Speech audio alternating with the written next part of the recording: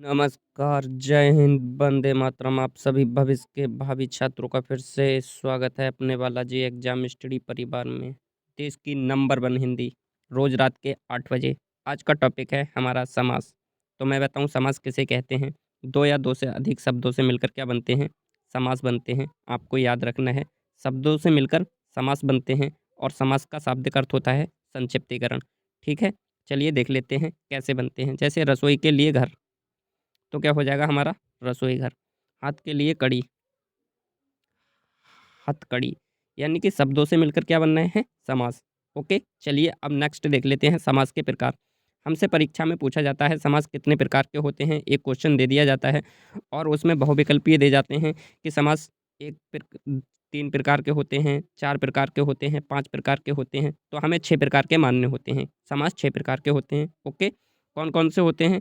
एक होता है द्वंद्व समास, एक होता है द्विगु समास, एक होता है अव्ययीभाव समास और एक होता है बहुब्रीहि समास, एक होता है तत्पुरुष समास, एक होता है कर्मधारय समास।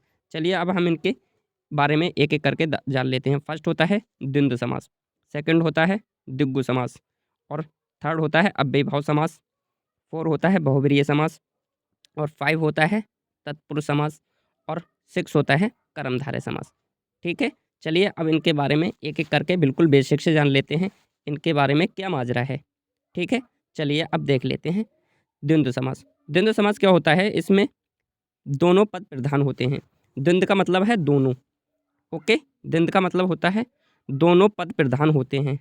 क्या होते हैं इसमें, मैं बताना चाहूँगा। इसमें दोनों पद प्रधान होते हैं। इतना यहाँ से बस इतना याद रखना है आपको, दोनों पद प्रधान होते हैं। जैसे राधा कृष्ण, राधा और कृष्ण, माता और पिता, नर और नारी, पशु और पक्षी, भाई और बहन। यानी कि इनके बीच में और एक छोटी-सी ट्रिक है, इनके बीच में क्या होता है, योजक चिन्ह दिया गया होता है। अगर आपको कहीं योजक चिन्ह मिल जाए, तो वहाँ समझ लेना क्या होगा, द्वंद्व समास होगा। द्वंद्व समास का मतलब होता है जिसमें दोनों पद प्रधान होते हैं। बस इतना याद रखना है, इसमें क्या होता है, दोनों पद प्रधान होते हैं। ओके, दोनों। चलिए नेक्स्ट देख लेते हैं। नेक्स्ट समास है हमारा द्विगु समास। द्विगु समास क्या होता है, इसमें पहला पद संख्यावाची होता है। बस आपको इतनी ट्रिक याद रखना है, इसमें पहला पद संख्यावाची होता है। जैसे 2, 4, 5, 8, 10 ऐसे शब्द होते हैं, तो मैं कह सकता हूँ वहाँ पर द्विगु समास होगा। जैसे नवग्रह, यहाँ पर नव क्या है, संख्यावाची है। दोपहर, 2 क्या है, संख्यावाची है। त्रिवेणी, 3 क्या है, त्रिवेणी में क्या है, 3 संख्यावाची है। चौगुनी में क्या है, 4 संख्या आ रही है, तो यहाँ संख्यावाची है। पंचतंत्र में क्या है, 5 संख्या आ रही है।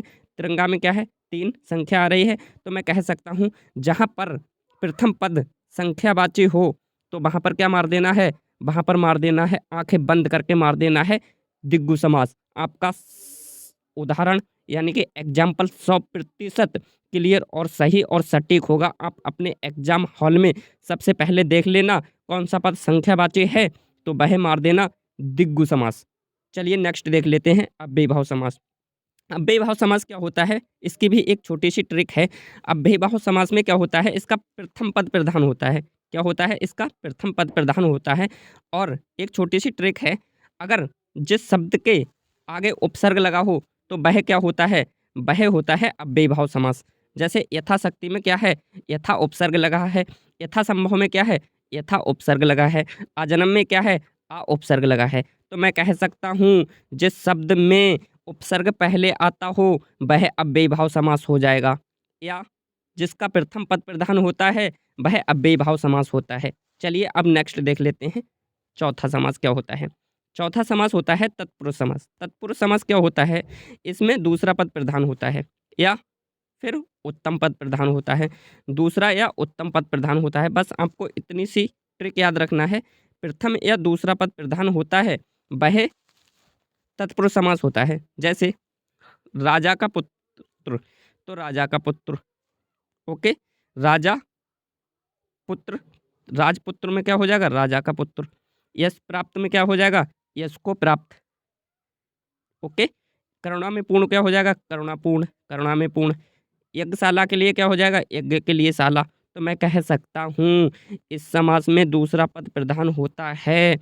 कौन सा, दूसरा पद प्रधान होता है। तो उसके लिए हम क्या मार देंगे, तत्पुरुष समास। ओके, चलिए अब नेक्स्ट देख लेते हैं। नेक्स्ट है हमारा कर्मधारय समास। कर्मधारय समास क्या होता है, एक इसकी छोटी सी ट्रिक है। इसका पहला पद विशेषण तथा दूसरा पद विशेष होता है, वह कर्मधारय समास होता है। पहला पद विशेषण तथा दूसरा पद विशेष, तो वहाँ पर कर्मधारय, यानी कि किसी विशेष विषय वस्तु की विशेषता बताई जाती है, तो वहाँ पर कर्मधारय समास होता है। जैसे कि एक छोटी सी एग्जाम्पल से बताऊंगा, चरण कमल, तो क्या है, चरण कैसे हैं, कमल के समान।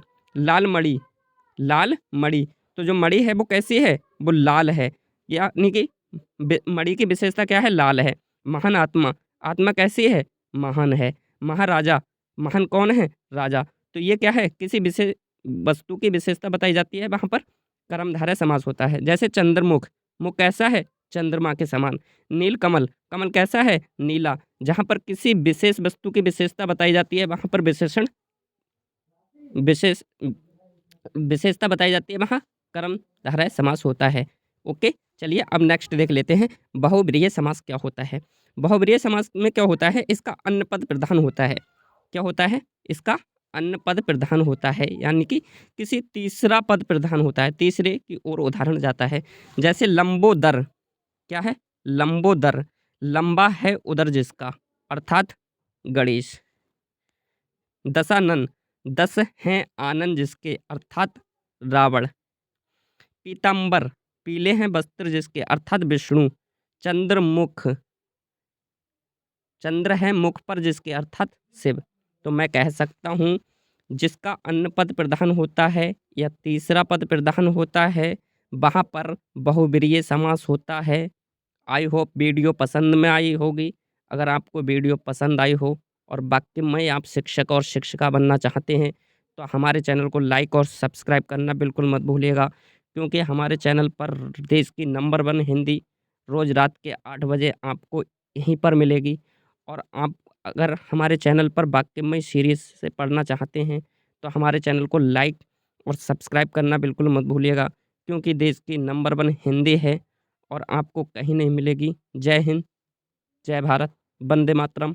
आप सभी के माता-पिता को इनकलाब जिंदाबाद।